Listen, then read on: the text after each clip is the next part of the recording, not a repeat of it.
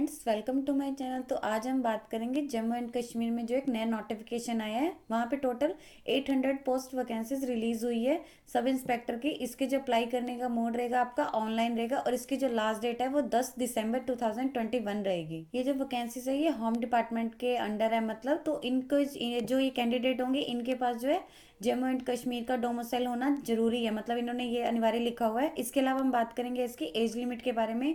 और इसमें जो एज लिमिट है आपकी वो 1 जनवरी 2021 तक काउंट की जाएगी। तो यहाँ पे जैसे इन्होंने बताया हुआ है कि general, SC ST, RBA, ALC, EWS, PSP, social caste और गवर्नमेंट सर्विस कॉन्ट्रैक्टर, इन सभी के लिए जो एज दी हुई है वो 18 से 28 साल तक के बीच में होनी चाहिए। यानी जो मिनिमम है वो 18 होनी चाहिए, जो मैक्सिमम है वो 28 साल तक है। यानी आपका जो बॉर्न है वो 1 जनवरी 1993 से 1 जनवरी 2003 के बीच हुआ होना चाहिए। इसके अलावा जो यहाँ पे इन्होंने सिर्फ एक कंसेशन दिया हुआ है, जो इन पर्सनल पुलिस पर्सन है उनकी जो एज लिमिट है वो 18 to 30 ईयर्स है, यानी 30 ईयर्स उसमें मैक्सिमम दे रखी है।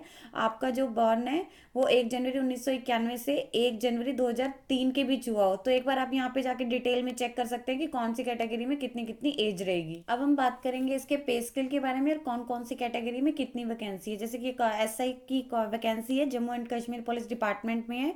तो इसमें जो आपका पे स्केल रहेगा वो लेवल 6 ही का रहेगा, यानी आपकी जो सैलरी है वो 35,700 से 1,13,100 के बीच रहेगी। यानी अब हम बताएंगे कौन सी कैटेगरी में कितनी वैकेंसीज है। तो यहाँ पे टोटल इसकी 800 वैकेंसी है। जो अनरिजर्व कैटेगरी में है उसमें 400 है, जो SC में उसमें 64 है, ST में 80 है, OSC में 32 है, ALC में 32 है, RBA में 80 है, PSP में 32 है और EWS कैटेगरी है उसमें 80 वैकेंसीज है। आपको यहाँ पे डिटेल में मिल जाएगी, आप यहाँ पे जाके चेक कर सकते हैं। अब हम इसकी क्वालिफिकेशन के बारे में बात करेंगे। एकेडमिक क्वालिफिकेशन है आपके पास कोई भी मतलब एक बैचलर डिग्री होनी चाहिए फ्रॉम अ रिकॉग्नाइज्ड यूनिवर्सिटी से। तो आपने चेक कर लेना कि आपकी यही है या नहीं है। इसके अलावा जो एक्स सर्विस मैन के लिए क्वालिफिकेशन है वो मेट्रिकुलेशन रहेगी। और इसके अलावा हम बात करेंगे इसकी एप्लीकेशन फीस के बारे में। तो यहाँ पे लिखेगी जो फीस रहेगी, जो कैंडिडेट मतलब जनरल या OBC कैटेगरी से उनके लिए जो यहाँ पे फीस है वो 550 रुपीज़ है। और जो कैंडिडेट सिर्फ इन SC और ST से बिलोंग करते हैं इनको सिर्फ फीस पे करनी है वो 400 है। तो आप एक बार चेक करिए, अगर आप इन कैटेगरी से तो आपको 400 फीस पे करनी है। और लिखिए कि जो आपकी फीस पे करनी है वो ओनली थ्रू ऑनलाइन करनी है, यानी कि आपकी नेट बैंकिंग से होगी या तो क्रेडिट कार्ड से होगी या फिर डेबिट कार्ड से होगी। और लिखिए कि अगर आप विदाउट मतलब आपकी एप्लीकेशन फी के बिना अगर कर रहे हैं तो आपका जो फॉर्म है वो सीधा रिजेक्ट कर दिया जाएगा। और फीस आपने अगर एक बार पे कर दी है तो वो आपको रिफंड नहीं की जाएगी, ना ही किसी अदर में एडजस्ट की जा सकती है। इन्होंने स्पेशली टर्म्स दिए हुए हैं।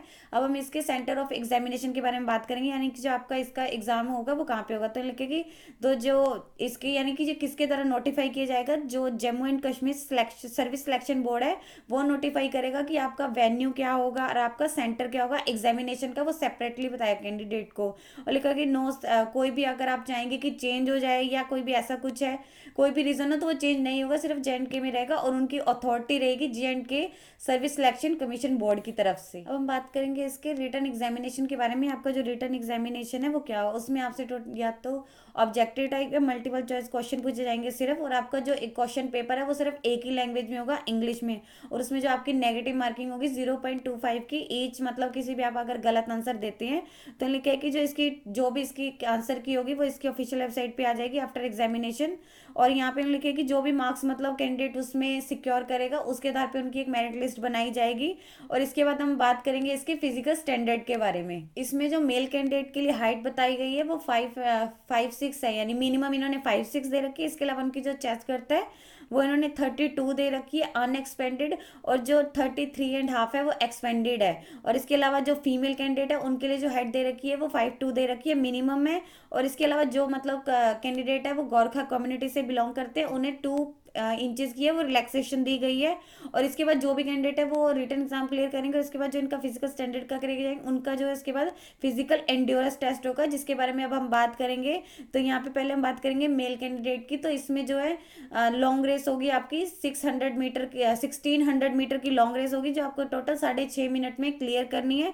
और इसके अलावा आपको जो है पुशअप्स करने होंगे, 20 पुशअप्स होंगे अप एंड डाउन, आप उनका टोटल एक ही काउंट किया जाएगा। और जो फीमेल कैंडिडेट है उनके लिए जो रेस होगी वो 1000 मीटर की होगी इन 6.5 मीटर में, यानी 6.5 मीटर में उन्हें 1000 मीटर की दौड़ क्लियर करनी है। और उसके अलावा उनके शॉर्ट पुट होंगे वो 4 kg के होंगे, और वो उनके मतलब कितने 14.5 फीट तक के होंगे।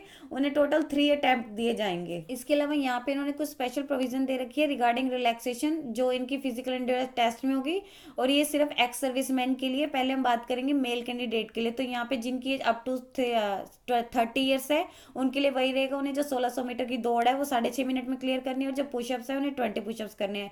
अगर उनकी एज 30 से 40 ईयर्स तक के बीच है तो उनकी जो लॉन्ग रेस है उन्हें 1000 मीटर की है, 1600 मीटर की है, वो उन्हें 7.5 मिनट में क्लियर करनी है। और उन्हें जो टोटल पुशअप करने हैं वो 16 है। अगर एज 40 से एबव है तो उन्हें जो 1600 मीटर की दौड़ है वो 8.5 मिनट में क्लियर करनी है, और जो उन्हें पुशअप्स दिए जाएंगे वो 12 करने होंगे। अब हम बात करेंगे फीमेल कैंडिडेट की, तो इनके लिए अप टू 30 ईयर्स के बारे में बात करेंगे। जो इनकी 1000 मीटर की दौड़ है उन्हें 6.5 मिनट में क्लियर करनी है, और उनका जो शॉर्ट पुट रहेगा 4 kg का वो 14.5 फीट रहेगा।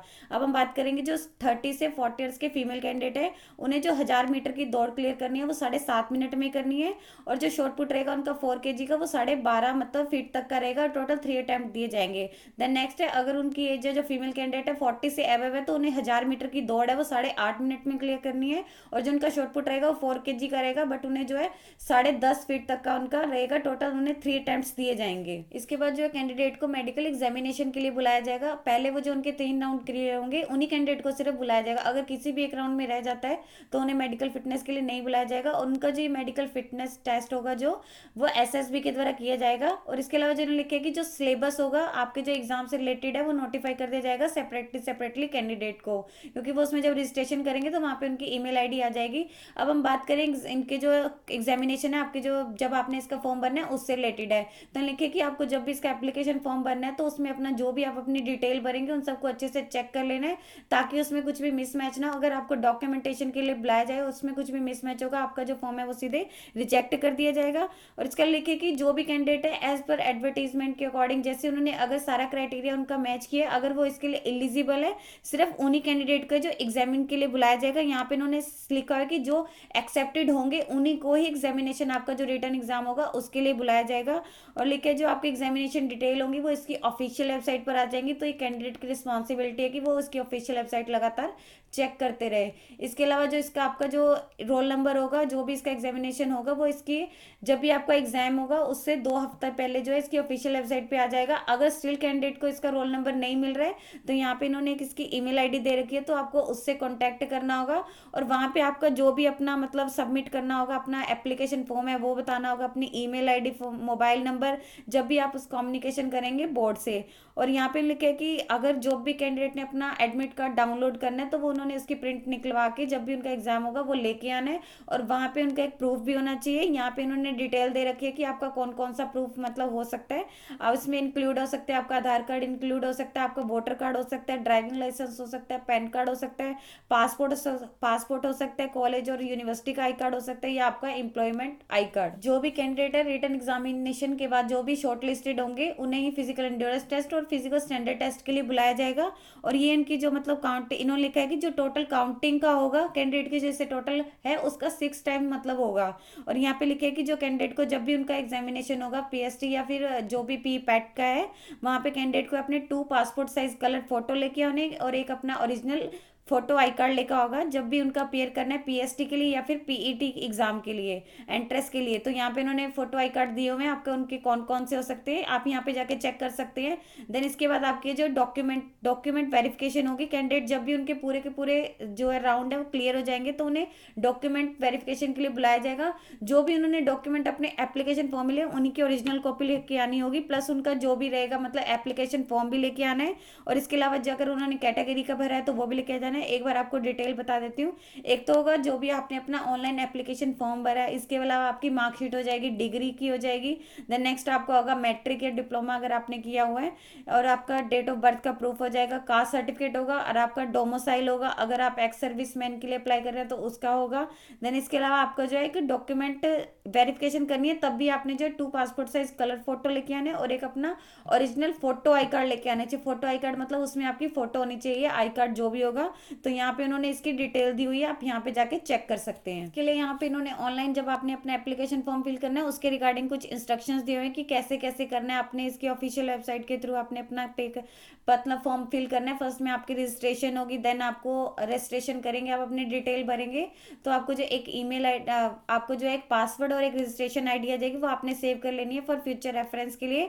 तो इसके अलावा यहाँ पे इन्होंने दिया हुआ है कि जब आपने इसके रजिस्ट्रेशन लॉग इन करके उसमें आपको अपनी फिर डिटेल्स भरनी है, तो उसमें जो आपकी फोटो का साइज होगा वो यहाँ पे लिखा हुआ है कि 1 MB होना चाहिए, और देन उसके सिग्नेचर की साइज है वो दिया हुआ है। तो आप यहाँ पे जाके डिटेल में चेक कर सकते हैं कि आपकी जो पेमेंट है वो आपने एक्सेप्ट कैसे की जाएगी, और आपने इन लास्ट डेट से पहले मतलब आपने अपना जो फॉर्म भर लेना है ताकि आप एट लास्ट रश के से बच सके। और इसके अलावा यहाँ पे और भी डिटेल दिखी है, आपको कोई भी TADA नहीं दिया जाएगा, और जो रिजर्वेशन है वो शेड्यूल कास्ट के लिए अगर आप उससे रिलेटेड भर रहे हैं तो आपको जो है उसके रिगार्डिंग फॉर्म भरना होगा। यदि आपको इससे रिलेटेड और अधिक जानकारी चाहिए तो आप इसकी ऑफिशियल वेबसाइट पर जाकर चेक कर सकते हैं, जिसका लिंक मैं आपको डिस्क्रिप्शन बॉक्स में डाल दूंगी। यदि आपकी इस वीडियो से रिलेटेड कोई भी क्वेरी है तो आप हमें कमेंट सेक्शन में लिख के बता सकते हैं। वीडियो अच्छी लगी हो तो please like and share. Update रहने के लिए आप हमारे यूट्यूब चैनल को सब्सक्राइब कीजिए।